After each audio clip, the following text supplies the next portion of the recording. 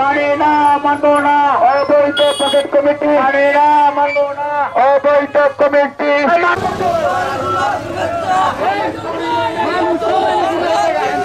আমরা সবাই মাঠের এই মুহূর্তে স্বাগত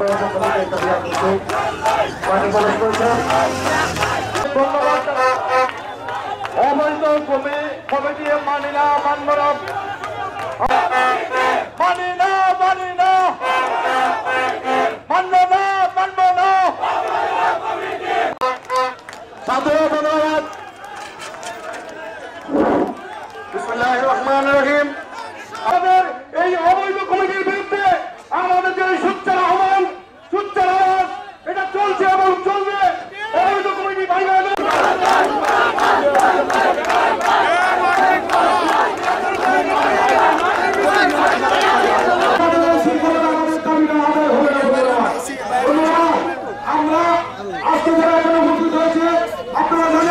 নানান ধরনের অবৈধ বিচার ব্যবস্থা কায়েম করেছে।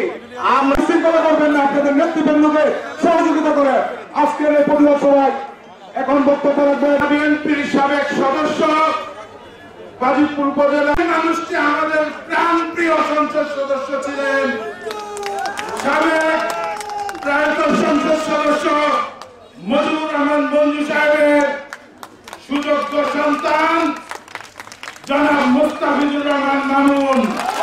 আবারও সালাম জানাই। কোন উপজেলা কমিটি, আহ্বায়ক কমিটি 6 মাসের বেশি মেয়াদ নাই, কিন্তু এই বাজিতপুর উপজেলার আহ্বায়ক কমিটি গঠিত হয়েছে গত 10/10/2020-এ। যা আমরা এই মেয়াদ উত্তীর্ণ অবৈধ কমিটির হাতে কোন কাউন্সিল মানি না, মানব না।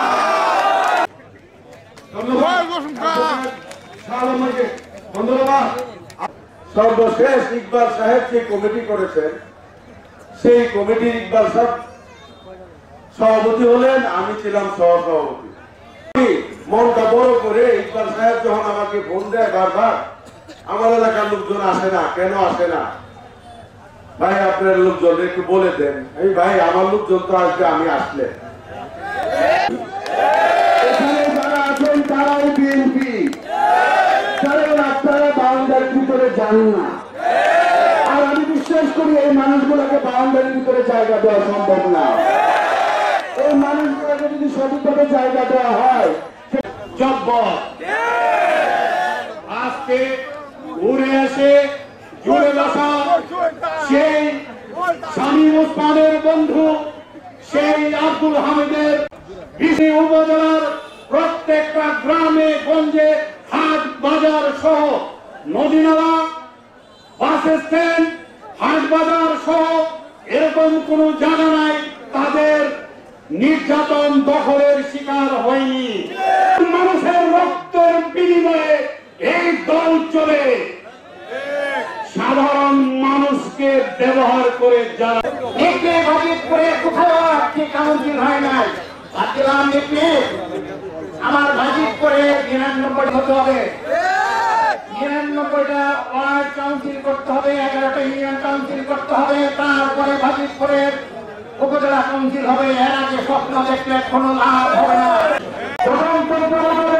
সেই কাউন্সিলে আপনাদের আপনাদের ভোটের মাধ্যমে, আপনাদের সমর্থনের মাধ্যমে আপনারা সেই সমর্থন দিবেন তো? মেয়ের পক্ষে আছেন? দেখা হবে রাজপথে। আজ পর্যন্ত কোন ফেসবুকে বা কারো কাছে নেই, কারা কি পোস্টে আছে সেটা তারা জানে না। গত 20 দিন আগে তাদের ছেলে মামুন, উনি এমপি ছিলেন 3 বারের, উনি উনার ছেলে সদস্য হইতে পারে না, তারা নিয়োগ করেছে, তাদের জন্য আমরা দোয়া করি।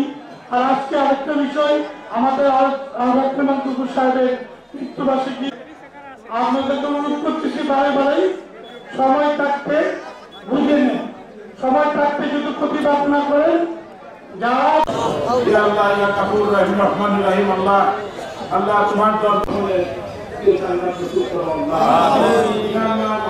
মুক্তিযোদ্ধারা যত মুক্তিযোদ্ধারা শহীদ হয়েছিলেন, শহীদ হয়েছেন এবং বিগত 17 বছর আন্দোলনে আমাদের যত ভাইয়েরা শহীদ হয়েছেন সকলের রুহের মাগফিরাত মুহাম্মাদুর রাসূলুল্লাহ।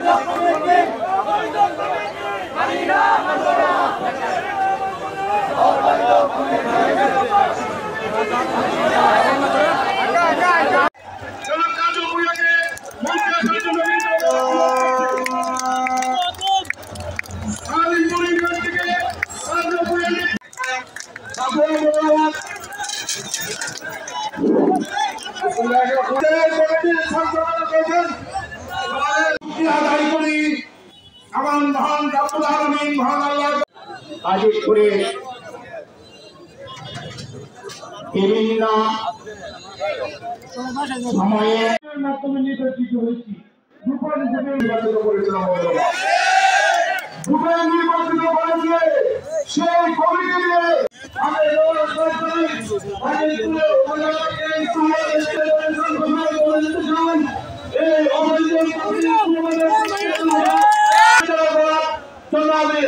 আহ্বান জানাচ্ছি।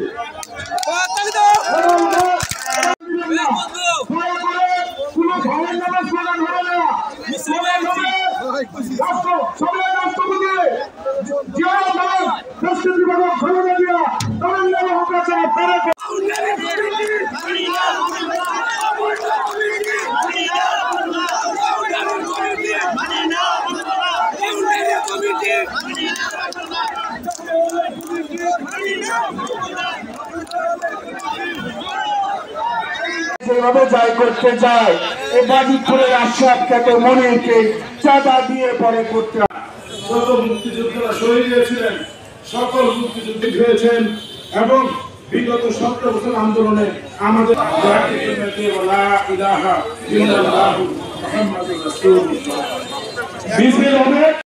সর্বোচ্চ ঊর্ধ্বে থেকে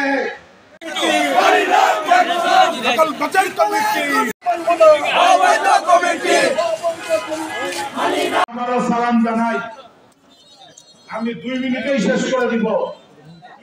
আমাদের আমি একটা কথাই আপনাদেরকে বলতে চাই, আপনারা ন্যায়ের পক্ষে আছেন তো বন্ধুরা? তাহলে বিএনপির গঠনতন্ত্রে স্পষ্ট উল্লেখ আছে কোন উপজেলা কমিটি আহ্বায়ক কমিটি 6 মাসের বেশি মেয়াদ নাই। কিন্তু এই বাজিতপুর উপজেলার আহ্বায়ক কমিটি গঠিত হয়েছে গত 20/3/2020-এ, যা বিএনপির ঘোষিত গঠনতন্ত্র অনুযায়ী একটি বাতিল এবং অবৈধ কমিটি।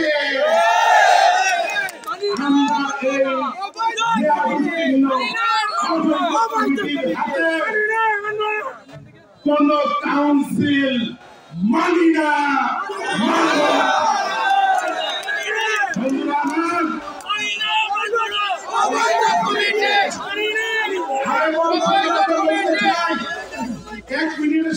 ছোট্ট একটি গল্প।